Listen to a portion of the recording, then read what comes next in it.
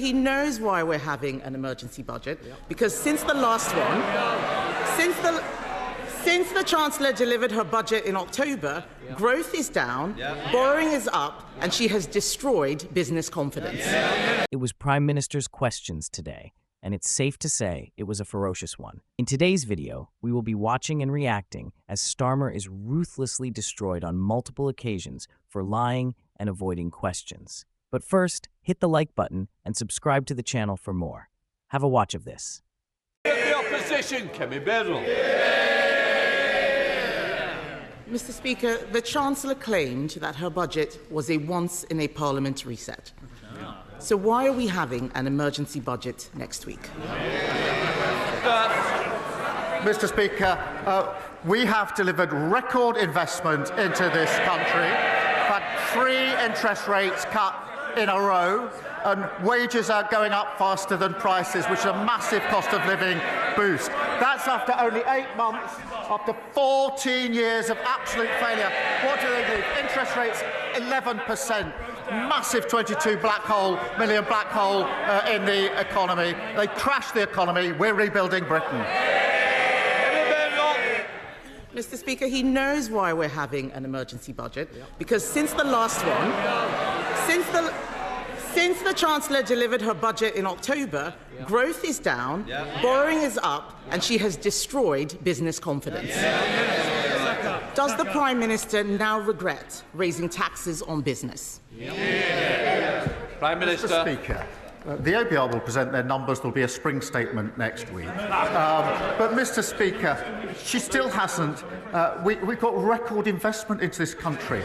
Interest rates have been cut, and she talks about national insurance. We had to fill the 22 billion black hole that they left. We've invested in the NHS, in schools and public services. We're pressing on with planning, with infrastructure and regulation. But I understand the Leader of the Opposition is straight talking, so perhaps she can help us with this.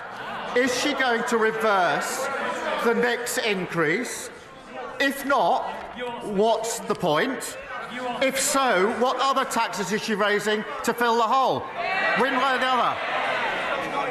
You're in government. Speaker, the only black hole is the one that he is digging. He's shown absolutely no regret, but everybody knows the Chancellor has made a mistake. That is why they're having an emergency budget.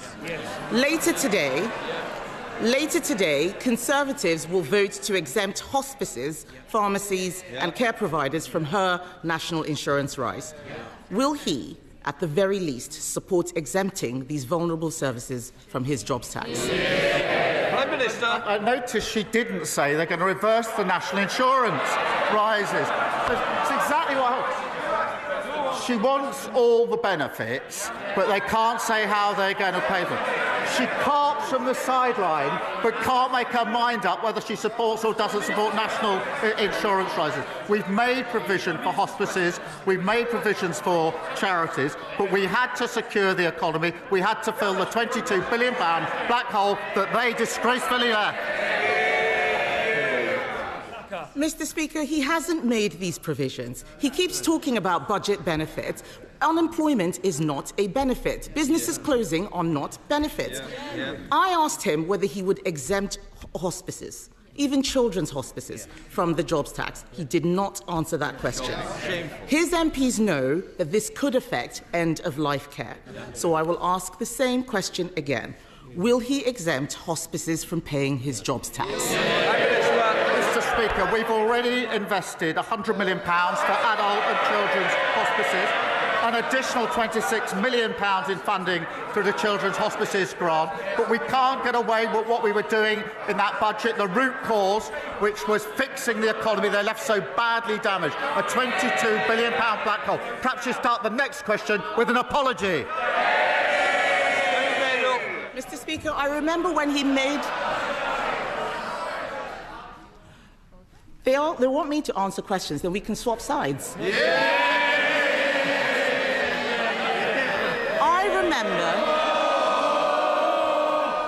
I remember when he made that announcement. He's forgotten because the money he's referring to for hospices is for buildings. It is not for the salaries hit by the jobs tax.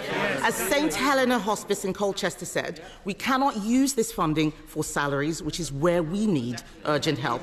Why is the Prime Minister not listening to hospices? Prime Minister. Mr. Speaker, I've already set out the position in relation to hospices.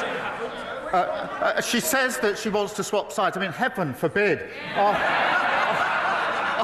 After 14 years of breaking everything, we're getting on with the job of fixing it, and all she can do is cart from the sidelines with absolutely no policy.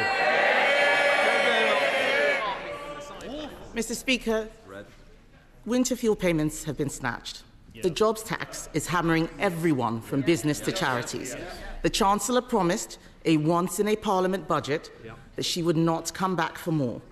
And in that budget, she said there will be no extension of the freeze in income tax thresholds. Ahead of the emergency budget, will he repeat?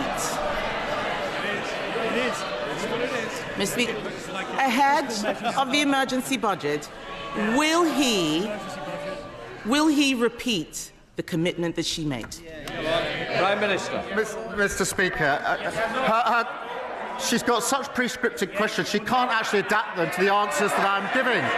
I mean, Mr. Speaker, I think she now calls herself a Conservative realist. Well, I'm realistic about the Conservatives. The reality is they left open borders and she was the cheerleader. They crashed the economy, mortgages went through the roof, the NHS was left on its knees, and they hollowed out the armed forces. This government has already delivered 2 million extra NHS appointments, 750 breakfast clubs, record returns of people who shouldn't be here, and a fully funded increase in our defence spending. That is the difference that a Labour government makes. Let me know your thoughts in the comments below. In other news, Labour's latest blunder has even their own supporters struggling to defend them. During a BBC Newsnight interview, a Labour MP was pressed on benefit reform, and his response was a complete disaster. Instead of giving clear answers or addressing the concerns of working people, he relied on tired political cliches and empty rhetoric. It's genuinely embarrassing to watch. This moment perfectly shows why so many believe Labour is out of touch with reality. Rather than tackling real issues, they continue to dodge questions and ignore the struggles of everyday people. No wonder their supporters are in meltdown over this. Take a look. In the meantime, some young people are going to be living on around £70 a week. No, people with significant disabilities will be protected. Not only will they be protected within the universal credit system, which is the one you're mentioning, but they'll also be able to apply for personal independence payments. So people with significant disabilities, if they are young, if they're currently receiving UC Health, they will continue to receive it. And if they have significant disabilities, they will still be able to apply for personal independence payment. But we are not going to write off 21-year-olds. For those who can't, they'll be living on about 70 quid. We are not going to write off 21-year-olds as unable to work. For those who can't, they'll be living on about £70 a week. Could you live on 70 quid a week? Absolutely not. So why do you expect young people to? We won't. We provide housing benefit as well, and we'll provide personal independence payments. This is cash in their pocket. This 70 so quid are the cash things I a just week. mentioned to you. So are the things I just mentioned to you. That's how the benefit system works. If people need help with their rent, they receive that as well. If they need support with a disability, personal independence payments is there for that as well. So to buy food, to pay bills, yes. 70 quid a week. No. You've just told me you couldn't live on that. Well, no, I have a mortgage to pay because of the current situation. But what I'm saying to you, and the benefit system exists to provide housing benefit support for young people as well. But what I'm saying to you is the current system is a disaster for those young people. And, you know, it's all well and good to say you don't like every aspect of these changes, but what you are defending is a Tory system. I'm not defending anything. I'm asking you questions about your plans. Absolutely, and that's your job. But I sat in the chamber today and heard people say, I'm worried about this aspect of the change, but there's not enough focus on the disaster that is happening in our country today. We are seeing much faster growth in claims for disability benefits than we are seeing actual levels of disability, particularly for young people. What are your thoughts on what we discussed in today's video? Let me know in the comments below, and make sure you hit the like button and subscribe to the channel for more British content.